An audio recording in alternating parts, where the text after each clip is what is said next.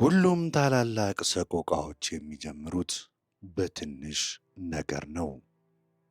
የትሮይ ጦርነት የአንድ ትውልድ ጀግኖችን ያጠፋውና ታላላቅ ከተሞችን ያወደመው ታላቅ እልቂት መነሻው አንድ ግብዣ፣ አንድ ወርቃማ ፖም ነበር። ታሪኩ የሚጀምረው ሟች ከሆነው ንጉሥ ፔሌዎስ እና ከባህር እንስት አምላክ ቴቲስ ሰርግ ላይ ነው። ሁሉም አማልክት ተጠርተው ሳለ ኤሪስ የጠብና የሁከት አምላክ ሆን ብላ ከግብዣው ቀረች። በዚህ የተበሳጨችው ኤሪስ በበዓሉ መሃል አንድ ወርቃማ ፖምን ወረወረች። በፖሙ ላይ ለመልከ መልካሟ የሚል ጽሑፍ ተቀርጾበት ነበር። በቅጽበት የኦሎምፐስ 3 ኃያላን እንስት አማልክት ሄራ የሰማይ ንግሥትና የዚዮስ ሚስት፣ አቴና የጥበብና የጦርነት አምላክ፣ እናም አፍሮዳይት የፍቅርና የውበት አምላክ የፖሙ ባለቤት እኔ ነኝ በማለት ታላቅ ክርክርን ጀመሩ። ዜዎስ በዚህ አደገኛ ክርክር ውስጥ እጁን ላለማስገባት ወስኖ ፈራጁን ወደ ምድር አዞረ። ፈራጁም በኢዳ ተራራ ላይ እረኛ ሆኖ ይኖር የነበረው የትሮይ ንጉሥ የፕሪያም ልጅ ፓሪስ ነበር። 3ቱ አማልክት በሟቹ እረኛ ፊት ቀርበው እያንዳንዳቸው አስደናቂ ጉቦን አቀረቡለት። ሄራ የእስያንና የአውሮፓን ገዥነት ቃል ገባችለት። አቴና በጦርነት ሁሉ ድልንና የማይገኝ ጥበብን አቀርባልሃለሁ አለችው። አፍሮዳይት ግን የፓሪስን የወጣትነት ስሜት በመረዳት ከማንም ሟች ሴት በላይ ውብ የሆነችውን የስፓርታ ንግሥት ሄለንን እንደምትሰጠው ቃል ገባችለት። ፓሪስ በስሜት ተገፋፍቶ ኃይልንና ጥበብን ንቆ ፍቅርንና ውበትን መረጠ። ወርቃማውም ፖምም ለአፍሮዳይት ሰጣት። ይህ ውሳኔ የግሉን ዕጣ ፋንታ ብቻም ሳይሆን የከተማውን የሕዝቡን ጥፋት ያተመም ነበር። ሄራና አቴና በጥላቻ ተሞልተው በትሮይ ከተማ ላይ ዘላለማዊ የሆነ በቀልን ለመበቀል ተማማሉ።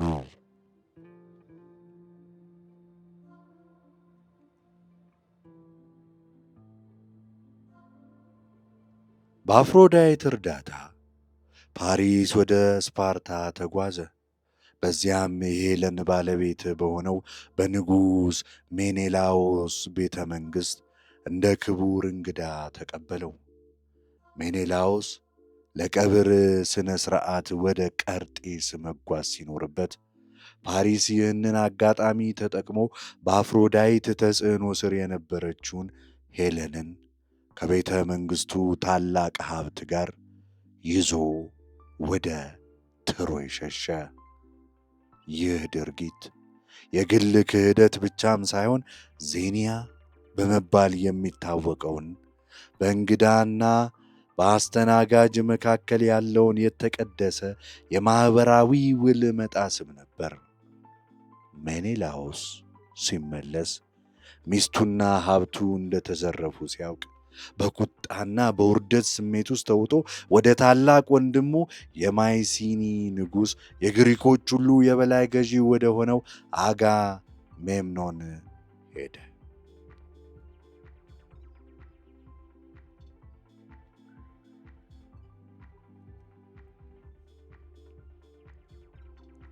አጋሜምኖን ይህንን አጋጣሚ ወንድሙን ለመርዳት ብቻም ሳይሆን የግል ሥልጣኑን ለማስፋፋት እናም የትሮይን ታላቅ ሀብት ለመቆጣጠር እንደ ጥሩ አጋጣሚ ተመለከተው።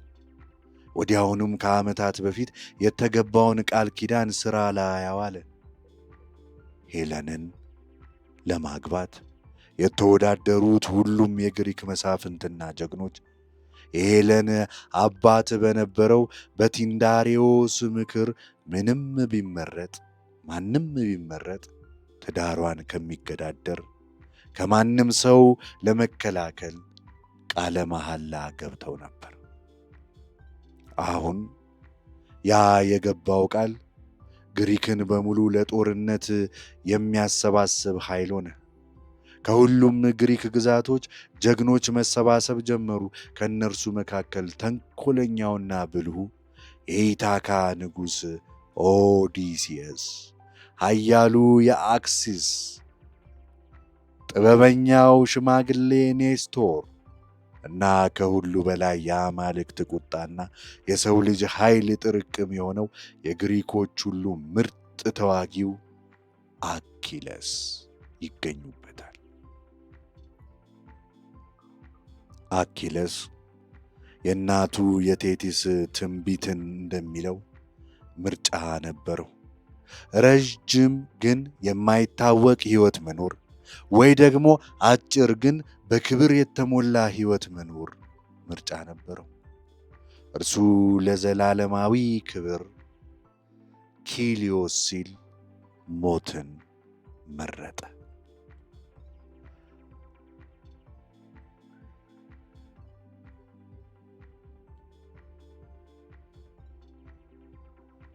ታላቁ የግሪክ ጦር 1000 መርከቦች በአውሊስ ወደብ ላይ ተሰበሰቡ። ነገር ግን ጉዞአቸውን ሊጀምሩ ሲሉ ንፋሱ ድንገት ቆመ። ካልካስ የተባለ ነቢይ ይህ የአርጤሜስ ቁጣ መሆኑን አጋሜኖንም የተቀደሰ የአጋዘን በመግደሉ እንደተቆጣች እና ቁጣዋ የሚበርደው አጋሜምኖን የገዛ ልጁን ኢፊጂኒያን መሥዋዕት አድርጎ ሲያቀርብ ብቻ እንደሆነ ተናገረ።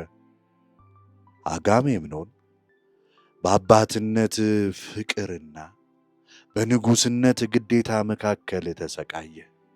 በመጨረሻ ለጦርነቱ ስኬትና ለሥልጣኑ ሲል ልቡን አደንድኖ ልጁን ለአኪለስ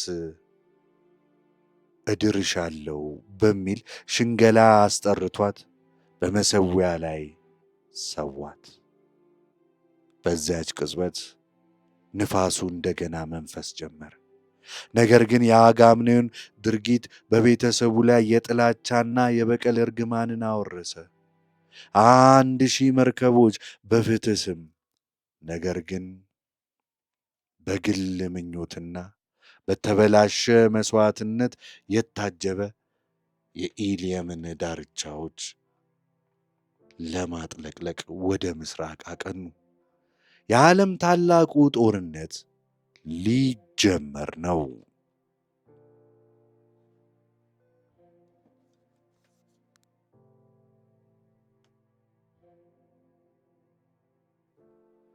የግሪክ ጦር ትሮይ ሲደርስ ፈጣን ድል እንደሚያገኝ አስቦ ነበር። ነገር ግን የትሮይ ቅጥሮች ጽኑ፣ ተከላካዮቿም በጀግናው የንጉሥ ፕሪያም የበኩር ልጅ በሄክተር የሚመሩ ቆራጥ ተዋጊዎች ነበሩ። ስለዚህ ጦርነቱ ለ10 ረጅም ዓመታት በደም መፋሰስና በድንገተኛ ውጊያዎች ተሞልቶ ያለምንም ወሳኝ ውጤት ቀጠለ።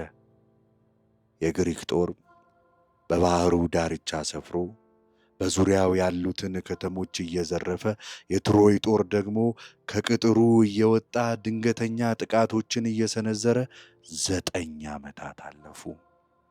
10ኛው ዓመት ግን የጦርነቱን ዕጣ ፋንታ የሚወስን ክስተቶችን ይዞ መጣ። ሁሉም ነገር የተቀጣጠለው እንደገና በሴትና በወንድ ትንቢት ምክንያት ነበር።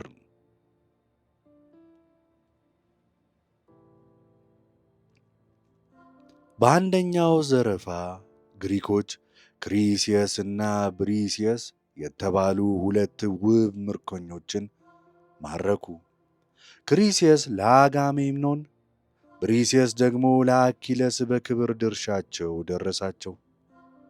የክሪስየስ አባት የኦፖሎ ካህን ልጁን ለመዋጀት ከብዙ ሀብት ጋር ወደ አጋሜምኖን መጣ። አጋሜምኖን ግን በትዕቢት ተሞልቶ ሽማግሌውን አዋርዶ አባረረው። ካህኑም ወደ አምላኩ አፖሎ ጸለየ። አፖሎም በካህኑ ላይ የደረሰውን ታላቅ ውርደት ለመበቀል በግሪክ ሰራዊት ላይ ገዳይ የሆነ በሽታ አለቀቀ። ለ9 ቀናት የቀስቱ ሰለባዎች ሞተው ወደቁ። አኪለስ ሰራዊቱ ሲያልቅ አይቶ ስብሰባን ጠራ። ነቢዩ ካልካስም በፍርሃት እየተንቀጠቀጠ የበሽታው መንስኤ የአጋምኔኑን ድርጊት መሆኑን እና ክሪስየስ ወደ አባቷ ካልተመለሰች በቀር መቅሰፍቱም እንደማይቆም ተናገረ። አጋሜምኖንም በሕዝቡ ፊት ክብሩ በመነካቱ በቁጣ ነደደ። ክሪስየስንም ለመመለስ ቢስማማም በምትኳ የአኪለስን ምርኮኛ ብሪስየስን እንደሚወስድ አስታወቀ። ይህ ለአኪለስ ከባድ የክብር ንክኪ አቲሚያ ነበር። እርሱ በጦር ሜዳ ላቡን ሲያንጠፈጥፍና አጋሜምኖን ከኋላ ተቀምጦ የድሉን ፍሬ እንደሚቀማው ተሰማው። በንዴት ተውጦ ሰይፉን መዞ አጋሜምኖንን ሊገድለው ሲል አቴና ከሰማይ ወርዳ ፀጉሩን በመያዝ አቆመችው። አኪለስም በቁጣ እየነደደ ከአሁን በኋላ በጦርነት እንደማይሳተፍ እና ግሪኮች ያለ እርሱ ሲጨፈጨፉ አጋሜምኖን የድርጊቱን ውጤት እንደሚያይ ተናግሮ ወደ ድንኳኑ ሄደ። እናቱ ቴቲስም የልጇን ውርደት ለመቀበል ዜውስ ትሮጃኖች እንዲያሸንፉ እንዲረዳት ለመነችው። ዜውስም ተስማማ። የአኪለስ ከጦርነት መውጣት በጦር ሜዳ ላይ ያለውን ሚዛን ሙሉ በሙሉ ለወጠው። በሄክተር መሪነት ትሮጃያን ከበባውን ሰብረው የግሪክን ሰራዊት እስከ መርከቦቻቸው ጫፍ ድረስ መለሱት። ሄክተር እንደ እሳት እየነደደ የግሪክን ጀግኖች አንድ በአንድ አሸነፈ። አጋሜምኖን በተስፋ መቁረጥ ታላላቅ ስጦታዎችን የብሪስየስን መመለስ ቃል ገብቶ ኦዲሴየስንም አያክስን ወደ አኪለስ ላከ። አኪለስ ግን ልቡ በቁጣ ደንድኖ ሁሉንም ጥያቄዎች አልቀበልም አለ። ግሪኮች መርከቦቻቸው ላይ እሳት ሊለቀቅ ሲደርስ የአኪለስ የልብ ወዳጅ ፓትሮክለስ የጓደኛውን ስቃይ ማየት ተስኖት የአኪለስን የጦር ትጥቅ ለብሶ ወደ ጦርነት እንዲገባ ለመነው። አኪለስም ትሮጃኖችን ከመርከቦቹ ካባረረ በኋላ እንዲመለስ አስጠንቅቆ ፈቀደለት።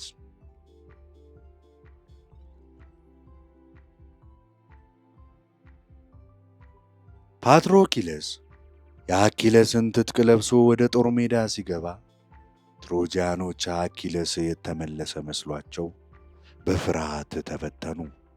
ፓትሮክለስ በድል ተሞልቶ የአኪለስን ማስጠንቀቂያ ረሳና ትሮጃኖች እስከ ከተማይቱ ቅጥር ድረስ አሳደዳቸው።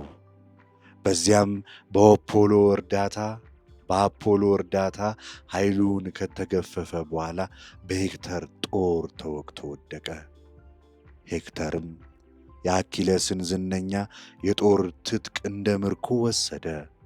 የፓትሮክለስ ሞት ዜና አኪለስ ዘንድ ሲደርስ ጀግናው በማይለካ ሐዘንና ራስን በመውቀስ ውስጥ ተዋጠ። ሐዘኑ ብዙም ሳይቆይ ወደ አስፈሪ ሰብአዊነት ወደ ሌለው የበቀል ቁጣ ተለወጠ። የአጋምኔኑ ጋር ታረቀ። እናቱ ቴቲስም ከፋስተስ አዲስ መለኮታዊ የጦር ትጥቅ አሰራችለት። አኪለስ በአዲሱ ትጥቁ አንድ አጥፊ አምላክ እየበራ እንደ አጥፊ አምላክ ሆኖ እያበራ ወደ ጦር ሜዳ ተመለሰ። ቁጣው በሄክተር ላይ ብቻም ሳይሆን በመላ የትሮይ ጦር ላይ ነበር። የገቡትን ሁሉ ያለምንም ርኅራኄ ጨፈጨፈ። እንዲያውም የስካማንደርን ወንዝ በሬሳ ደም በመሙላት የወንዙን አምላክ አስቆጥቶት ሁሉ ነበር። በመጨረሻም ሄክተር የቤተሰቡን ልመናና የራሱን ፍርሃት አሸንፎ ከከተማው ቅጥር ውጪ ከአኪለስ ጋር ለመጋፈጥ ወጣ። ጦርነቱ አጭርና ጨካኝ ነበር። አኪለስ ሄክተርን በጦሩ ገድሎ በቀሉን ለመፈጸም ገመድ በእግሮቹ አስሮ የሰረገላውን እየጎተተ በጦር ሜዳ ላይ አዞረው። ለቀናት የሄክተርን ሬሳ በድንኳኑ ፊት በማዋል አዋረደው። አማልክት ግን በዚህ ድርጊት እጅግ አዘኑ። ዜዎስም ንጉሥ ፕሪያም በአማልክት ጥበቃ ስር ወደ አኪለስ ድንኳን ሄዶ የልጁን ሬሳ እንዲለምን አደረገው። አዛውንቱ ንጉሥ የልጁን ገዳይ እግር ስር ወድቆ ሲለምኑት አኪለስ የራሱን አባትና የራሱን አይቀሬ ሞት አስታወሰ። ልቡም በሐዘኔታ ቀለጠ። ሬሳውንም አስረከበ።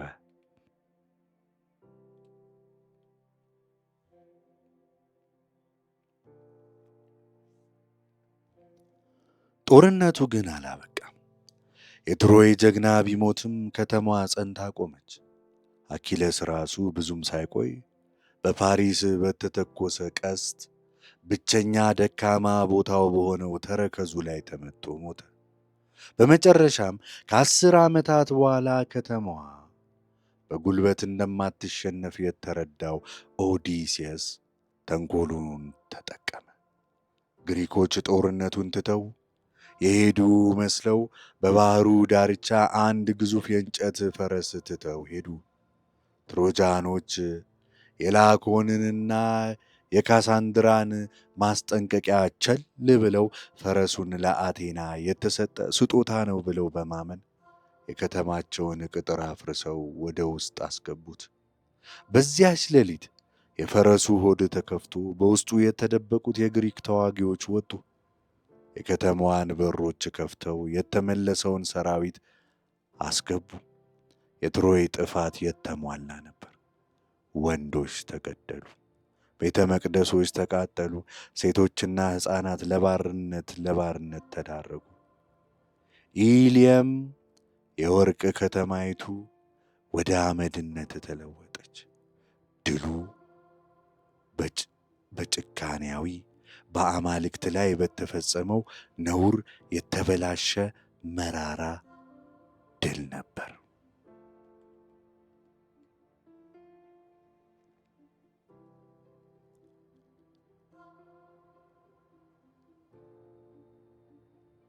የሆሜር ኢልያድና ተያያዥ አፈ ታሪኮች ስለ አንድ ጥንታዊ ጦርነት የሚናገር የታሪክ ድርሳን ብቻም አይደሉም። ይልቁንም የምዕራባውያን ስነ ጽሑፍ መሠረት ድንጋይ ሆነው የሰው ልጅ ተፈጥሮን፣ የህብረተሰብን አወቃቀርና የህልውናን መሠረት ጥያቄዎች የሚመረምሩ ጥልቅ ፍልስፍናዊ ሥራዎችም ናቸው። የትሮይ ጦርነት ከፍርስራሹ ባሻገር ስንመለከተው 3 ዋና ዋና ጭብቶች እንደ ጽኑ አምዶች ቆመው እናገኛለን። እነርሱም የክብር ኪሊዮስ እናም የትዕቢት ሁብሪስ ዲያሌክቲክ፣ የጦርነት ሰብአዊነት ዋጋና የዕጣ ፋንታ ሞይራ እናም የአማልክት ሚና ናቸው። የመጀመሪያውና ዋናው ጭብጥ የጀግንነት ዘመን ሄሮይክ ኤጅ ማዕከላዊ እሴት የሆነው ክሌዎስ ማለትም በታላቅ ተግባር የሚገኝ ዘላለማዊ የሆነ ክብር ነው። እንደ አኪለስ ያሉ ጀግኖች የረጅም ዕድሜ ንቀው ስማቸው በትውልድ ሲዘከር እንዲኖር በጦር ሜዳ ሞትን ይመርጣሉ። ይህ የክብር ኮድ ጀግንነትንና ራስን መስዋዕትነት ማድረግ የሚያበረታታ ቢሆንም አጥፊ የሆነ ትንቢት ሁብሪስ ደግሞ ምንጭም ነው። የአጋሜምኖን ትንቢት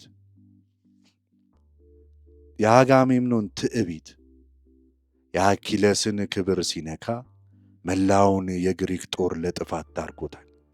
የአኪለስ የራሱ ትዕቢትና ቁጣ ከሰብአዊነት ወሰን አልፎ የሄክተርን ሬሳ በማዋረድ የአማልክትን ቁጣም አስነስቷል። ጦርነቱ በሙሉ ከፓሪስ ውሳኔ ጀምሮ እስከ ግሪኮች የድል አከባበር ጊዜ ድረስ በግለሰቦች በብሔራዊ ትዕቢት የተነሳ የተቀሰቀሰ የተካረረ ጉዳይ ነው። አፈ ታሪኩ የሚያስተምረን ክብርን መፈለግ የጀግና ተፈጥሮ ቢሆንም ያ ክብር ወደ ትዕቢት ሲለወጥ ግን ወደ ጥፋት ወይም ኔሜሲስ የአማልክት ቅጣት እንደሚመራ ነው።